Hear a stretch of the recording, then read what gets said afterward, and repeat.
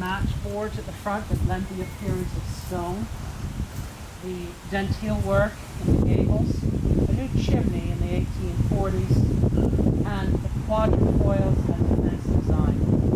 And that's how the appearance it took on in 1836. But this corner of the house here, 2.5 stories, is built in 1660 by John Pickering II on his father's land, who was John Pickering. His father was from Coventry, England, a member of St. Michael's Gilded Carpenters, and came here and was given some 30 acres of land to harvest oaks and to help build Salem. In 1660, this section of the house is built. It had a dirt floor. It's on record, and not imaginary, that John II and his wife Alice shared their main room, their boardroom, with a cow. Imagine having a cow in your kitchen, on a dirt floor, perhaps some hay, keep everything somewhat dry, and then 20 years later they built an addition. And the family lived here in this structure from 1660 until the last member of the family moved out in 1998. A long time. And she was Sarah Coughlin Pickering. And she dies in 2008 and is buried across the street in our second oldest colonial graveyard, established in 1655. And the Pickerings had a saying: they are born in the Pickering house, but when they die, they move across the street. And that's the saying. And there's still Pickerings around that have said it. What can I say? But this is still owned by the Pickering families in a foundation. They have a set of caretakers living here on their behalf. The current set are VJ and his wife Chrissy, both historians. Anyways, they're also the groundskeeper. So 10 generations of one family lived here. In 1745, in an upper room, Timothy Pickering was born in his uncle's house. He grows up, studies law. He's not that fascinated with law, so he never practices it.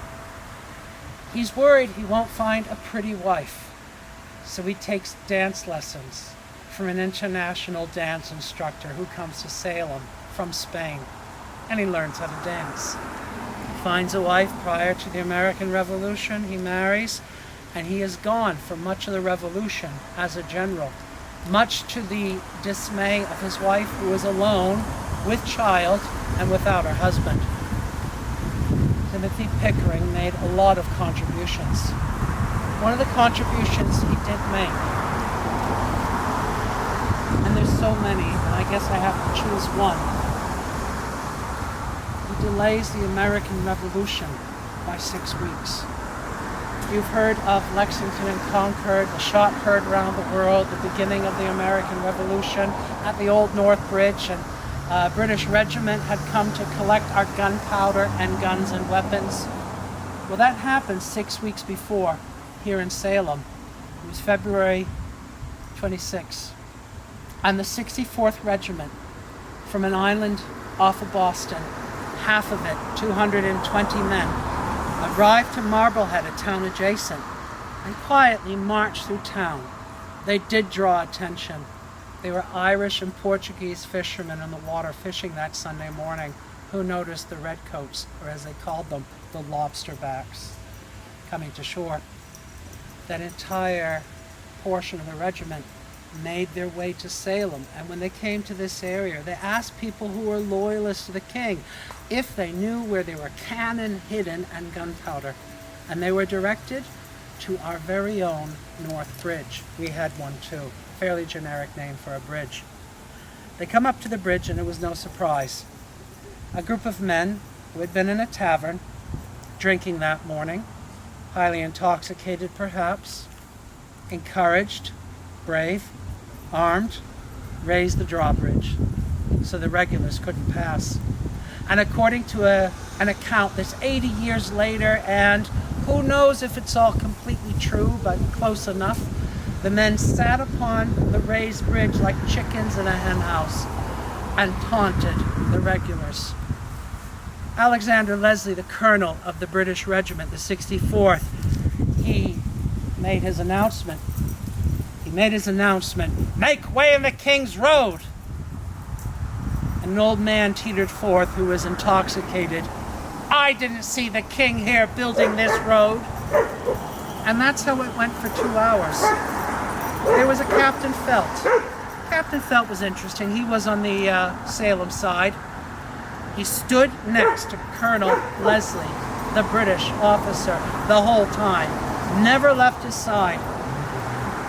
And the British officer, Leslie, yelled out, "If we have to stay until the spring, we'll camp." And someone from our side yelled out, "That won't do." Colonel Felt this time. Captain Felt. And so the two of them stood very close together the whole time. And Timothy Pickering came down to defuse the situation. Also a minister.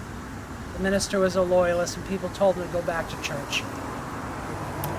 And our Timothy Pickering, not wanting there to be violence any more than already was. One man had already been stabbed with a bayonet. The regulars had tried to pontoon across the North River with some boats of ours. And our men leapt into the boats with hatchets and hatcheted out the hull.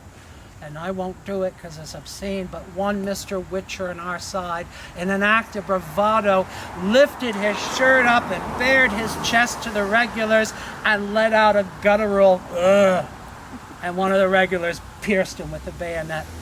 Mr. Witcher lived, and he spent the rest of his life saying, "I was the first person bayoneted in the Revolution." I imagine the next thing he says, "Do you want to see the scar?" But that I'm not sure of. And Timothy Pickering saddled up to Colonel Leslie, and Colonel Pickering is in charge of the Salem. I'm losing the word, but our Salem militia, that is the word. He says, "I'll have my men put the bridge up. As long as only half of your men," that's about 110, "cross the bridge, go 50 paces, and turn around, and such shall go back home." The secret is the cannon were miles away by that point, drawn off by horses. They were not to be found. And so that's what Alexander Leslie did, a true gentleman. He had his soldiers march 50 paces and turn around. And when he got back to Boston, they found out what he did. They court-martialed him. And 6 weeks later, no colonel in the regular army, the Redcoats that is, were willing to take the risk of being court-martialed. And so the war was on in April 19th, and that's how it began. The first hostilities were in Salem, but were averted by the man born in this home, Warden and Elaine. They give us permission if you would like to sit upon their steps. It's with their permission. They came out one day and they said, "Kenneth, why don't you have your guests sit down?" And so they're very kind. They own the Salem Cinema. So, welcome to Chestnut Street. This street's carved out of a field in 1796 and was an exclusive community for merchants in Salem who were members of our first political party, the Federalist Party. The oldest house on this street is 1800, and the youngest is 1909, which oddly is made to look like a house built in Salem in 1762 of brick, a Georgian revival. Now, across the way is Hamilton Hall. This hall was designed by the man who this district is named after. He was an architect. His name was Samuel McIntyre. He was a Finnish carpenter, a carver of wooden details, such as what you see on the building, 2 panels of festoons of cloth on either side, and in the center, an eagle. The eagle is a fine copy of the original being inside above a mantelpiece today. Behind those Palladian windows is a ballroom that the Federalists used to meet and dance in and have gatherings and lectures, etc. And the floor in that ballroom is a floating ballroom floor. It rises and falls gently as people dance upon it. So according to one source, the Chronicles of Old Salem, so ladies' ankles do not grow fatigued while they're dancing upon the floor. I think it happens to work well for men's ankles as well, if we're going to be honest. Today there's a wedding, I suspect. And it's good that it's used for such things. That was being constructed.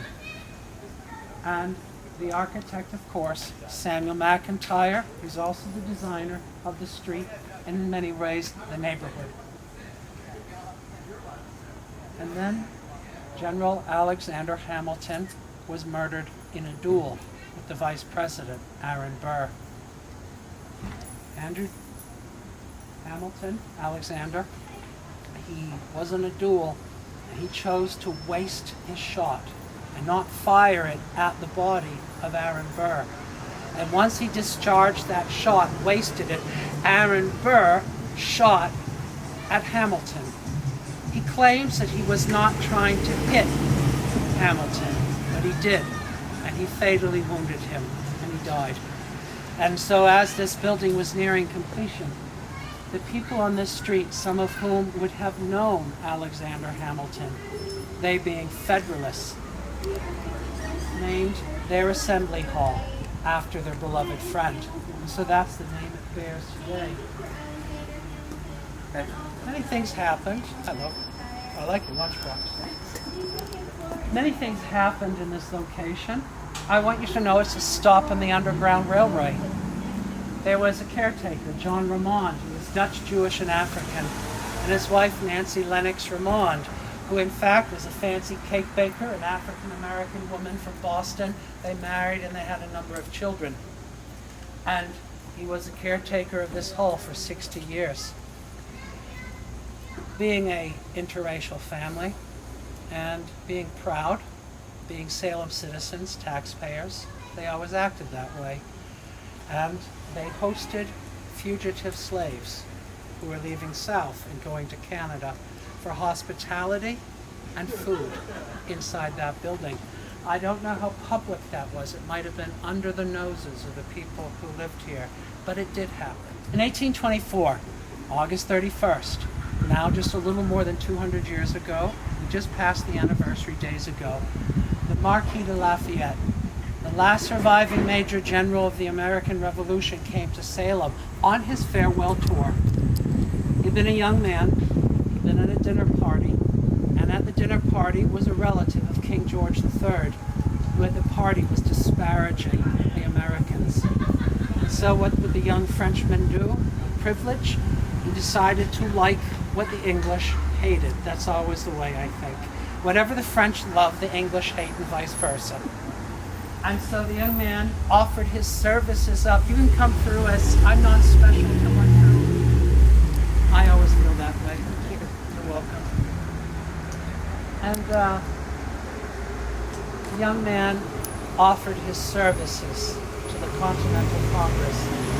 And sort of they gave him a title but didn't expect to do much with him. But he was injured at the Battle of Brandywine. And George Washington said, treat him as if he is my own son, to the surgeons. 1824, 40 years after the Peace of Paris that ended the hostilities between the United States of America and Great Britain, the Marquis came back on his farewell tour as a 66-year-old man. He traveled all of the states, landed in Louisiana, but made his way to Salem. And at 12 noon on a hot and rainy day, thousands of people lined a parade route about the town. They were triumphal arches of wood festooned with evergreens and flags and flowers galore. And he got into his carriage at noon, and that carriage made its way through the streets of Salem at a casual walking pace.